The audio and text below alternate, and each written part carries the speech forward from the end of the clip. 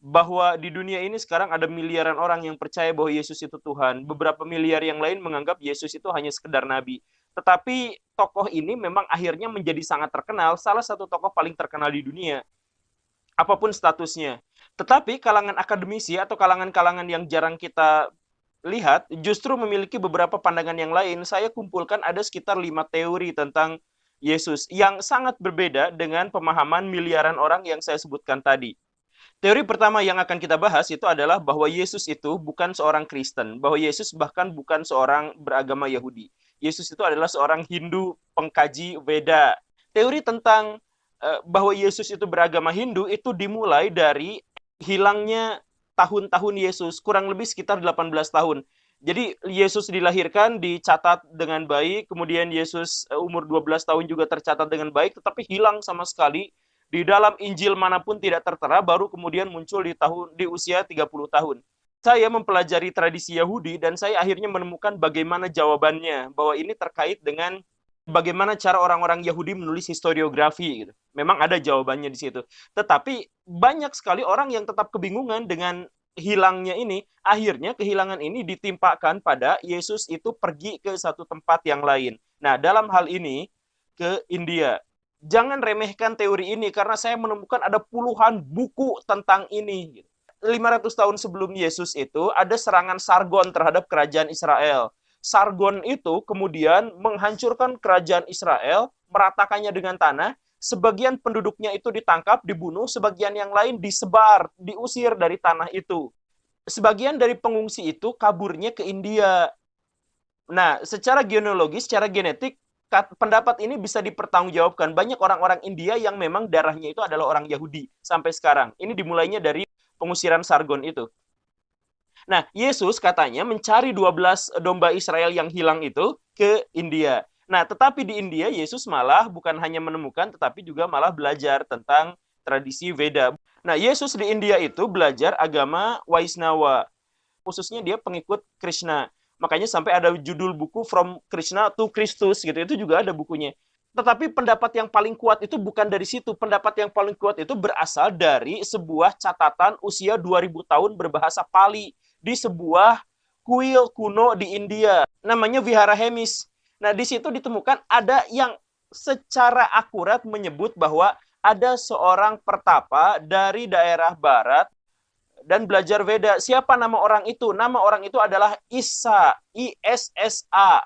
Nah, Isa yang dimaksud ini belajar banyak tentang agama Hindu, baru kemudian dia pulang lagi ke Yerusalem, tanah Israel yang sekarang itu.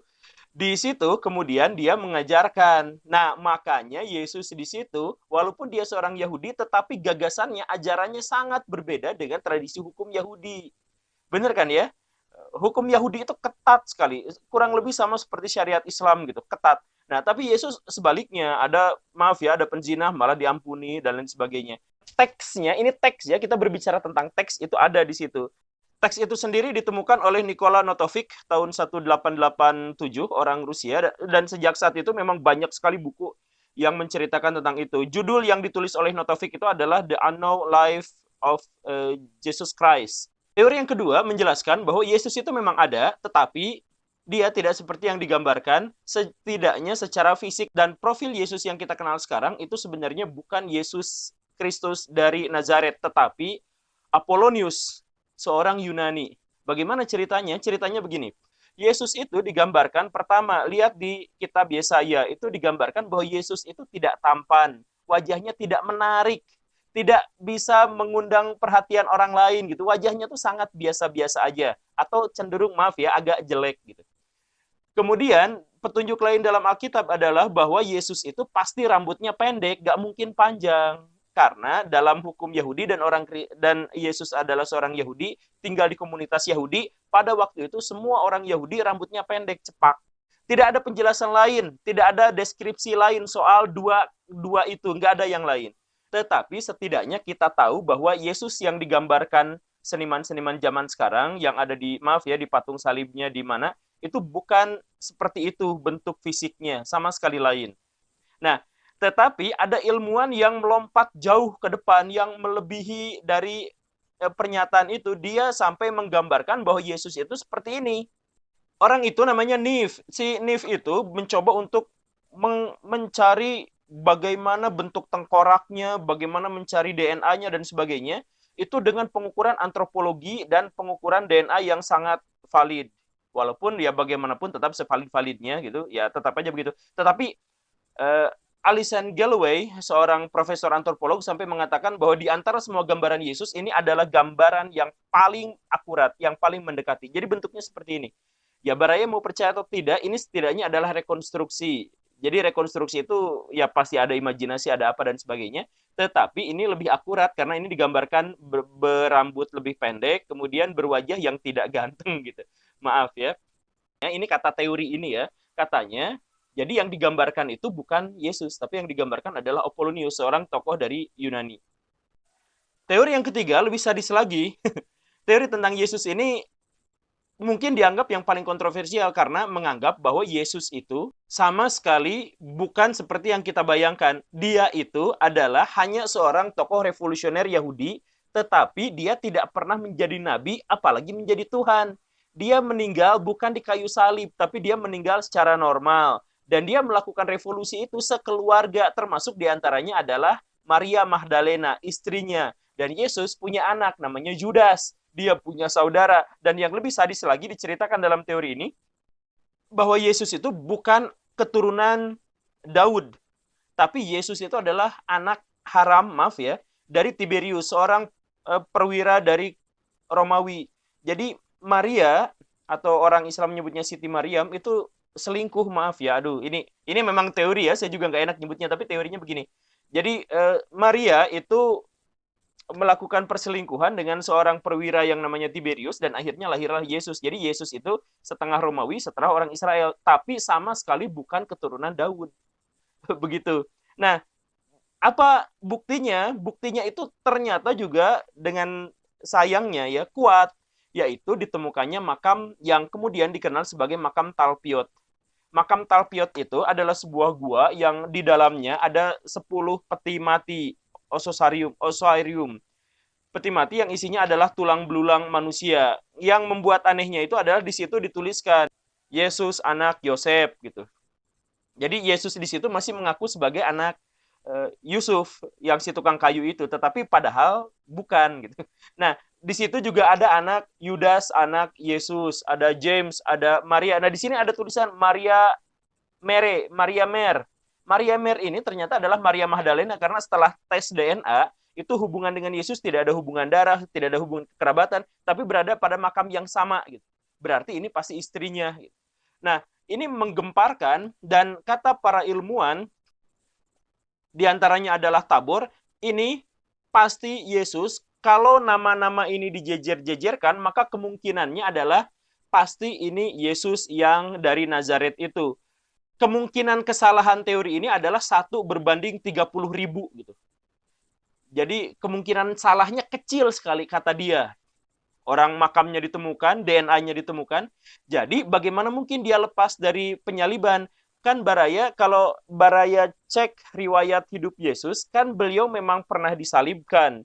Tetapi berbeda dengan penyaliban yang lain. Kalau orang-orang yang lain disalibkan itu sampai mati, sampai membusuk gitu. Sampai otak-otak, maaf ya, sampai kepalanya itu dimakanin sama burung gitu. Sampai busuk aja di situ. Nah, tapi kalau Yesus pas dia langsung tidak berdaya, langsung diturunkan, kemudian pada hari berikutnya dengan kesaksian yang sangat sedikit dan semua saksinya adalah perempuan, menyebut bahwa Yesus bangkit dari kematian. Nah, jangan-jangan Yesus memang tidak pernah mati. Yesus hanya pingsan, kemudian diobati, sembuh, kemudian dia baik-baik aja, dia menyelesaikan revolusi Yahudinya yang gagal itu, tetapi belakangan pendukung-pendukungnya dan murid-muridnya yang ratusan tahun kemudian atau puluhan tahun kemudian baru datang menceritakan kisah yang sebaliknya gitu. Ini dalam versi makam Talpiot. Dan teori selanjutnya adalah bahwa ini teori yang agak konyol. Kalau yang sebelumnya saya bilang bahwa ini mengandung nilai akademik yang kuat, saya akan sampaikan teori ini agak konyol, maaf ya. Teori ini menyebut bahwa Yesus itu alien. Teori ini tidak kuat, tapi ada banyak sekali orang yang mempercayai ini, sampai puluhan ribu katanya, dan dari berbagai sekte, dari berbagai tokoh. Beberapa di antaranya, nih saya sebut di antaranya adalah Barry Downing. Dia adalah seorang pastor Kristen dengan gelar PhD. Gitu. Kan sadis, pastor, gelarnya PhD pula, tapi bilang bahwa Yesus itu adalah alien. Dia menyebut dalam bukunya The Bible and Flying Saucers. Dia sebut bahwa Yesus itu, coba bayangin kata dia, Yesus melakukan mujizat, disalib, bangkit dari kematian, dan lain sebagainya. Maka kalau dia bukan Tuhan, dia pasti alien. Tapi kayaknya dia bukan Tuhan, kata dia sendiri. Di bukunya, barangkali cek aja bukunya. Jadi saya pikir dia adalah alien. Maka alien-alien ini katanya adalah alien yang juga sama membantu Musa dulu kabur dari Firaun. Nah, tapi ini mengguncang karena ini menghubung-hubungkannya dengan Yesus. Kan dia pendeta, jadi dia mengutip beberapa ayat di dalam Alkitab yang menguatkan pendapatnya. Di antaranya adalah di Yohanes, Yesus pernah bilang bahwa saya itu, kamu berasal dari bawah, saya berasal dari atas, kamu berasal dari dunia, saya berasal dari dunia lain. Gitu. Nah, pernyataan itu kan sebenarnya kita bisa aja anggap, tafsirkan itu adalah pernyataan spiritual gitu. Tetapi si Downing ini menyebut bahwa ini berarti Yesus itu dari luar angkasa. Dan lebih parah lagi, karena bukan hanya dia yang mengatakan itu, ada setidaknya 3 atau 4 buku dan ada beberapa komunitas yang menceritakan bahwa Yesus itu adalah alien. Tokoh yang lain selain Downing itu adalah Atheros Society. Jadi dia didirikan, si society ini, komunitas ini, didirikan oleh George King, seorang mantan taksi driver. Dia di suatu gunung katanya bertemu dengan Yesus. Di satu gunung dia melihat ada dari kejauhan turun sosok yang dia kenali sebagai Yesus. Wajahnya penuh dengan cahaya, terlalu banyak cahaya kata dia, tapi dia naik piring terbang. Itu pengalaman spiritual dia dan dia ceritakan, dia bikin pengajaran. Jadi Yesus itu memperkenalkan dia lewat telepati katanya. Jadi dia tiba-tiba paham dan tiba-tiba dia mengetahui banyak hal tentang agama gitu. Makanya dia langsung mendirikan sekte dan jumlahnya katanya terus-terusan bertambah di Amerika Serikat. Pengikutnya banyak. Katanya yang Kristen banyak, yang Islam banyak, yang Hindu Buddha banyak katanya. Jadi ini adalah agama yang mempersatukan seluruh dunia gitu. Tapi di situ digambarkan bahwa Yesus itu adalah alien. Teori yang terakhir menyebut bahwa Yesus itu tidak pernah ada. Yesus itu tokoh ahistoris. Jadi seperti yang saya bilang tadi, Yesus itu wafat umur 33 tahun. Tapi kalau mau dihubung-hubungkan dengan kejadian gempa dan sebagainya, ke langit gelap kan pada waktu itu ya, itu kejadiannya berarti Yesus wafat pada hari Jumat 3 April 33 Masehi. Tetapi kemudian catatan-catatan Alkitab baru muncul sekitar puluhan sampai ratusan tahun kemudian. Ada jeda, ada missing link yang hilang yang kita bahas tadi itu. Nah, karena itu seorang yang namanya Michael Paul Kovic itu menyebut bahwa Yesus itu sebenarnya tidak ada.